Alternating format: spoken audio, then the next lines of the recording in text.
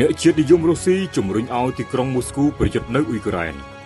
ប្រធានាធិបតីរុស្ស៊ីលោក Vladimir Putin កំពុងស្វែងរកដំណោះស្រាយសន្តិភាពឲ្យមានសក្តានុពលមួយដើម្បីបញ្ចប់សង្គ្រាមនៅអ៊ុយក្រែនប៉ុន្តែអ្នកជាតិនិយមបានលើកយុទ្ធនាការឲ្យ Putin បន្តវាយប្រហារនៅអ៊ុយក្រែននេះបើយោងតាមការផ្សាយចេញពីអង្គភាព Reuters នៅថ្ងៃទី15ខែឧសភានេះសកម្មជនគាំទ្រទីក្រុងមូស្គូនៅផ្នែកមួយនៃតំបន់ Donetsk ភាគខាងកើតរបស់អ៊ុយក្រែនដែលគ្រប់គ្រងដោយទីក្រុងមូស្គូបានខឹងសម្បារប្រឆាំងនឹងការរំពឹងទុកនៃចំនួនជាប់គាំងតាមបន្ទាត់បច្ចុប្បន្នតាមរយៈការជជែកគ្នាដើម្បីឲ្យសង្គ្រាមនៅតែបន្តខណៈដែលប្រធានាធិបតីអាមេរិក Donald Trump